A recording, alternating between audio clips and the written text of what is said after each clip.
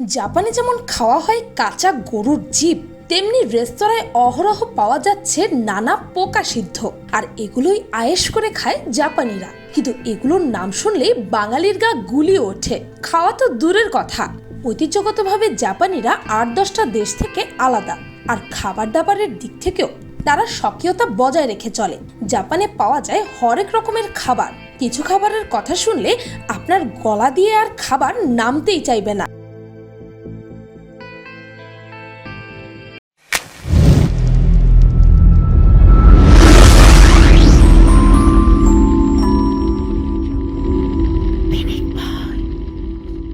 Number 1, এলিয়েনে।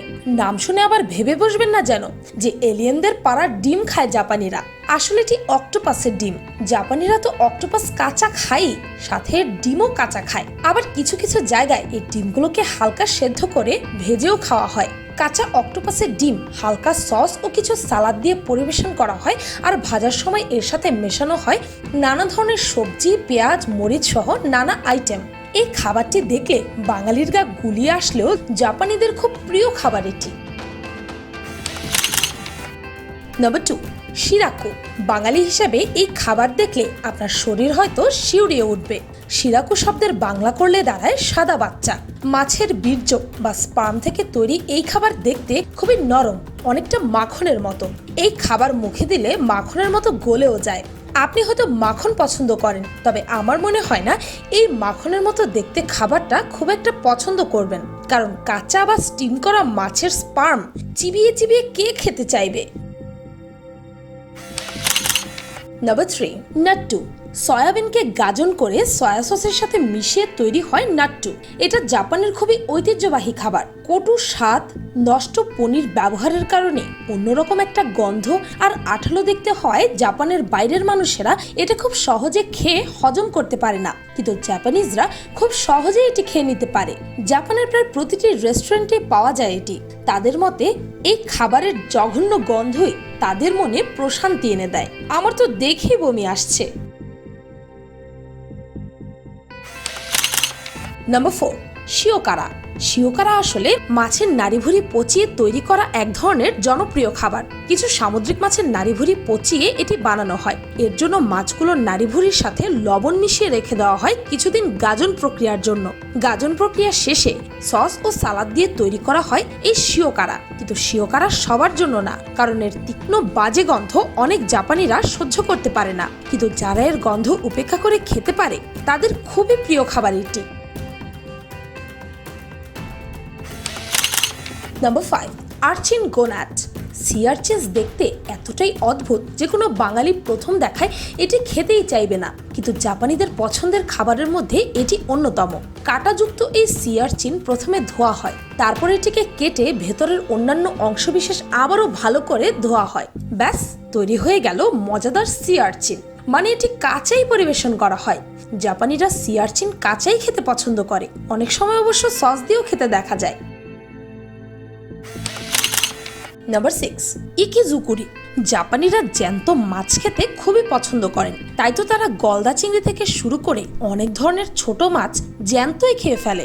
খাওয়ার সময় মাছগুলোর মুখটাও নড়াচড়া করতে থাকে, সেই অবস্থায় তাড়াতাড়ি চিবিয়ে খেয়ে ফেলতে হয়। এর সাথে বড় মাছও। এর জন্য মাছটিকে দ্রুত কেটে পরিবেশন করা হয়। যখন এটি পরিবেশন করা হয় তখন এটি প্লেটেও নড়তে থাকে, আর তারা সেই অবস্থাতেই মাছগুলোকে সালাদ দিয়ে খায়। নাম্বার 7, জাপানে প্রায় সব ধরনের জিনিসই কাঁচা খাওয়া হয়। সেখানে মুরগির মাংস, হরিণের মাংস কাঁচা অবস্থায় রেস্তোরাঁয় পাওয়া যায়, সেগুলো আবার আয়েশ করে খায় সেখানকার মানুষ। জেলিফিশও তারা কাঁচা খেতে খুব বেশি পছন্দ করে, তবে 6 প্রজাতির জেলিফিশ তারা কাঁচা খেয়ে থাকে। শুধু কাঁচা বললে ভুল হবে, মাছগুলো তারা জীবন্ত অবস্থায় খেতে বেশি পছন্দ করে। হালকা একটু সবজি ও সালাদের সাথে সস মিশিয়ে খাওয়া হয় এই জেলিফিশ। নাম্বার 8, হাবুসু। একবার শুধু ভাবুন, আপনার সামনে বোতল ভর্তি পানীয় এবং সেই পানীয়ের মধ্যে কুণ্ডলি পাকানো সাপ দেখা যাচ্ছে। এখন আপনাকে দারুণ আপ্যায়ন করে বোতল থেকে সেই পানীয় গ্লাসে ঢেলে পরিবেশন করা হলো। হাবুসু হচ্ছে সেই পানীয় যার বোতলে আস্ত বিষাক্ত ভাইপার সাপ ছেড়ে দেওয়া হয়। বিষের ব্যাপারে চিন্তিত হবেন না, পানীয়তে থাকা অ্যালকোহল সাপের বিষ নিষ্ক্রিয় করে দেয়। ভাইপার সাপ প্রায় 1 বছর না খেয়ে সুস্থভাবে বেঁচে থাকতে সক্ষম এবং এদের সঙ্গমকাল সুদীর্ঘ সময় ধরে চলতে থাকে বলে বিশ্বাস করা হয়। হাবুসু পান করলে শরীরের শক্তি বাড়ে ও যৌন অক্ষমতা দূর করে যৌন ক্ষমতা বৃদ্ধি করে। হাবুসু প্রস্তুতকারীরা অনেক সময় বাজারজাত করার আগে বোতল থেকে সাপ বের করে ফেলে, আবার কোনো কোনো দুঃসাহসী সুরা প্রস্তুতকারী সাপ বোতলে রেখে দেন যেন সবাই তা দেখতে পারে। হাবুসু প্রস্তুতকারীরা বোতলে ভাইপার প্রায় 1 মাস সময় ধরে রেখে দেয় এবং পরবর্তীতে এতে আরো অন্যান্য উপাদান যোগ করে। এতে করে সাপের বিষ আর অনাকাঙ্ক্ষিত গন্ধ পানীয় থেকে চলে যায়। নাম্বার 9, ফুনাজুশি। 4 বছর ধরে গাজন প্রক্রিয়ার মাধ্যমে এই ফুনাজুশি বানানো হয়। এটি আসলে ফার্মেন্টেড কার্প। এটি জাপানিদের কাছে খুবই প্রিয় ও লাক্সারিয়াস খাবার। মাছগুলো পুরোপুরি গাজানো হয়ে গেলে সেগুলোকে টুকরো টুকরো করে কাটা হয় এবং সুশির মতো পরিবেশন করা হয়। ফুনাজুশি হলো সুশির প্রস্তুতির একটি খুব পুরনো স্টাইল, যা এখনো জাপানের অনেক জায়গাতেই প্রচলিত আছে। এই খাবারটির মধ্যে ভীষণ বাজে গন্ধ থাকে, তবে আপনি যদি এর গন্ধ সহ্য করে খাবারটি খেতে পারেন তাহলে নাকি এটি খুবই সুস্বাদু খাবার জাপানিদের মতে। নাম্বার 10, আনকিমো। মংফিশের লিভার দিয়ে বানানো হয় এই আনকিমো। মংফিশের চেহারা এমন যে কে প্রথমবার দেখলে যে কেউই ভয় পেয়ে যেতে পারে। খাওয়া তো দূরের কথা, কিন্তু জাপানিরা খুবই সাহসী, তাই তো মংফিশের কাঁচা লিভার তারা রসিয়ে রসিয়ে খায়। তাদের কাছে এই মাছের লিভার স্বাদের দিক থেকে জাপানের অন্যতম সেরা খাবারগুলোর মধ্যে একটি হিসেবে বিবেচনা করা হয়। মংফিশ লিভারটি প্রথমে ধোয়া হয়, তারপর সেটিকে লবণ দিয়ে ভালো করে মাখিয়ে সসের সাথে পরিবেশন করা হয়। নাম্বার 11, জাজামুশি। জাপানের আরেকটি মোটামুটি উদ্ভট কিন্তু জনপ্রিয় খাবার হচ্ছে জাজামুশি, যা সমুদ্রের তীরবর্তী পোকামাকড় দিয়ে প্রস্তুত করা হয়। জাজামুশি নামটির আক্ষরিক অনুবাদ হচ্ছে মুশি, অর্থাৎ পোকামাকড় এমন স্থানে বসবাস করে যেখানে জাজা অর্থাৎ পানির প্রবাহের শব্দ হয়। জাজামুশি একক কোনো পোকামাকড়ের নাম নয়, বরং সমুদ্রের পাড়ে যে সমস্ত পোকামাকড় পাওয়া যায় তার সবই। এই খাবার যেমন রেস্টুরেন্টে পাবেন, ঠিক তেমনি গ্রসারি শপগুলোতেও ক্যান আকারে কিনতেও পাবেন। নাম্বার 12, বাসাশি। বাসাশি জাপানিদের মাঝে দারুণ জনপ্রিয়, তবে ঘোড়া প্রেমীদের এই খাবারটি থেকে দূরে থাকাই শ্রেয়, কারণ কাঁচা ঘোড়ার মাংসের ডিশকে তারা বাসাশি বলে থাকে। কবে থেকে বাসাশি খাওয়ার প্রচলন শুরু হয় তা নিয়ে বেশ গুজব আছে।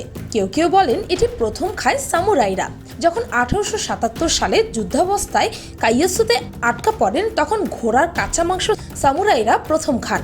যুদ্ধরত সৈন্যরা দীর্ঘ 53 দিন আটকা পড়ে থাকেন এবং জীবন বাঁচানোর তাগিদে ঘোড়ার মাংস খেতে বাধ্য হন। সাধারণত এই কাঁচা ঘোড়ার মাংস ঠান্ডা ঠান্ডা পরিবেশন করা হয় সয়া সস, রসুন এবং ওয়াসাবির সাথে। জাপানিরা বাসাশি দিয়ে ডেজার্টও তৈরি করেন, যেমন বাসাশি আইসক্রিম। ভাবতে পারছেন কাঁচা ঘোড়ার মাংসের আইসক্রিম?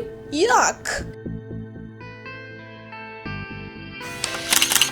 নাম্বার 13, আওয়াবি। যদিও এটি দেখতে অনেকটা ঝিনুকের মতো লাগে, তবে এটি আসলে সি স্নেল বা সামুদ্রিক শামুক। আওয়াবি আসলে একটি সমুদ্রের শামুক। এটি দেখতে যতটা চর্বিযুক্ত মনে হয় ততটাই মচমচে, যার কারণে জাপান জুড়ে এই খাবারটি অত্যন্ত জনপ্রিয়। এই সামুদ্রিক শামুকটি কাঁচাই খাওয়া হয় সাশিমি হিসেবে। সাশিমি অর্থাৎ কোনো কিছু কাঁচা খাওয়া, তবে কিছু কিছু জায়গায় এগুলোকে গ্রিল করেও খাওয়া হয়। আর এই সামুদ্রিক শামুকগুলো গ্রিলও করা হয় একটি জনপ্রিয় উপায়। আসলে এটি সরাসরি জল থেকে গ্রিল করা হয়, যার কারণে এটি সবার কাছে আরও জনপ্রিয়তা পেয়েছে। Number 14, giant tuna eyeball. অদ্ভুত ধরনের খাবারের দিক থেকে চীন এবং জাপানি সবচাইতে এগিয়ে রয়েছে। টুনা মাছ তো তারা খানি, কিন্তু এর একটি অংশ ফেলেন না, এমনকি মাছের চোখগুলো বের করে খান।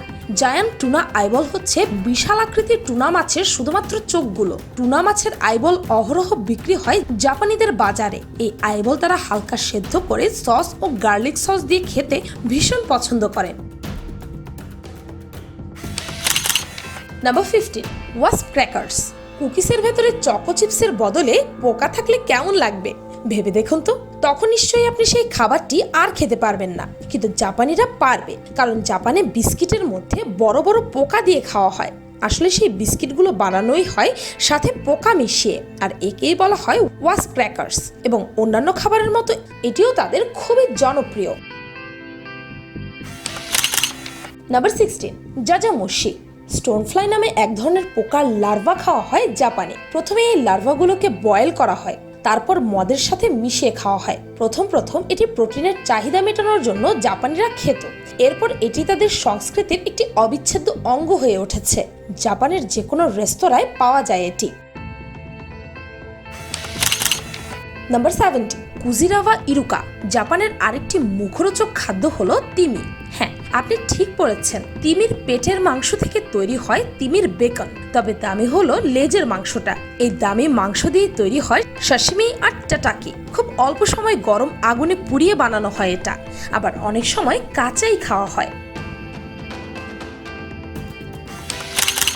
Number 18, hormone. জাপানে গরু এবং শূকরের নাড়িভুড়ি খাওয়া হয় দেদারসে। দুইটি উপায়ে তারা এটি খেয়ে থাকে। কিছু কিছু রেস্তোরাঁয় এগুলোকে গ্রিল করে পরিবেশন করা হয়, আর কিছু কিছু রেস্তোরাঁয় একটি পাত্রে কাঁচা নাড়িভুড়ির সাথে রসুন, লিক, অন্যান্য শাকসবজি মিশিয়ে গরম পানি ঢালা হয় নোনতা ফুটন্ত পাত্রে। এটি বেশ সস্তা খাবার এবং এতে প্রচুর কোলাজেন রয়েছে, যা তাদের মতে স্বাস্থ্য এবং ত্বকের জন্য অত্যন্ত ভালো। নাম্বার 19, শিরৌনো ওদোরিকো। আপনাকে যদি কাঁচা ডিমের সাথে জ্যান্ত ছোট মাছ খেতে দেওয়া হয়, তবে কি আপনি তা খেতে পারবেন? বেশিরভাগ মানুষই চায় তারা যে খাবারটি খাবে সেটি অবশ্যই মৃত অবস্থায় থাক। তবে যারা এই খাবারটি খেতে ভালোবাসে তাদের ক্ষেত্রে ব্যাপারটা পুরোপুরি উল্টো। শিরোয়ের মানে হচ্ছে ছোট স্বচ্ছ ধরনের মাছ, আর ওদোরিগোর মানে হচ্ছে যা খাওয়ার সময় দারুণ নড়াচড়া করে। জাপানিদের কাছে এটি খুবই জনপ্রিয় একটি খাবার, যেটি খাওয়ার সময় মুখের ভেতর লাফালাফি করে। একটি বাটিতে ভিনেগার, মাছ এবং একটা কাঁচা ডিম ফেটিয়ে কুসুমটা দিয়ে দিন, ব্যাস আপনার খাবার রেডি। নাম্বার 20, ইনাগোনো সুকুদানি। জাপানের অদ্ভুত কিছু খাবারের মধ্যে অন্যতম হলো এটি। লোকাস নামের একটি পোকাকে সিদ্ধ করে মিষ্টি সয়া সসের মধ্যে ডুবিয়ে ইনাগোনো সুকুদানি নামের এই খাবারটি তৈরি হয়। ইয়ামাগাতা, নাগানো, গুনমা এসব অঞ্চলে খুব বেশি জনপ্রিয় খাবার এটি। মুখরোচক এই ঐতিহ্যবাহী খাবারটা পাওয়া যায় সমগ্র জাপান জুড়ে। জাপানের খাবার যেমন অদ্ভুত, তেমনি তারা খেয়াল রাখেন কি ধরনের খাবার কতখানি খেতে হবে। এই হিসেবের পাশাপাশি কখন খাবার খেতে হবে এই ব্যাপারেও জাপানিরা বেশ নিয়ম মেনে চলে। যেমন সারাদিনের মধ্যে সকালের খাবার তাদের কাছে খুব বেশি গুরুত্ব বহন করে। নাস্তা না করে তারা কোনোদিনই কাজে বের হয় না। তাছাড়া আপনি জেনে অবাক হবেন যে সবচেয়ে দামি কিছু ফলের দেশ জাপান। দুষ্প্রাপ্য ফলগুলোর বাজার দরও মাথায় হাত দেওয়ার মতো। যেমন একবার 17 পাউন্ডের একটা ডেনসার তরমুজের দাম উঠেছিল $6,100, যার বাংলাদেশি টাকায় মূল্য পড়ে প্রায় $4,88,000 টাকার মতো। আবার এক থোকা রুবি রোমান আঙ্গুর বিক্রি হয়েছিল $6,400, আর এক ক্রেতা ইউবারি কিং জাতের একটি তরমুজ কিনেছিলেন $23,500 দিয়ে। তাই বললে ভুল হবে না যে অদ্ভুত সব খাবারের দেশের মধ্যে সবচেয়ে এগিয়ে আছে জাপান। ভিডিওটি ভালো লাগলে আপনার ফ্রেন্ডস এন্ড ফ্যামিলির সাথে শেয়ার করতে পারেন, আর পিনিক পাই চ্যানেলকে সাবস্ক্রাইব করে বেল আইকনে অল নোটিফিকেশনস অন করতে ভুলবেন না যেন। আর হ্যাঁ, অদ্ভুত সব খাবার নিয়ে পিনিক পাইয়েরও অনেক ভিডিও আছে, সেই ভিডিওগুলোর লিংক এই ভিডিওর ডেসক্রিপশনে পেয়ে যাবেন। সেই ভিডিওগুলো দেখে আসতে পারেন। আজকের মতো পর্যন্তই, দেখা হচ্ছে পরের ভিডিওতে।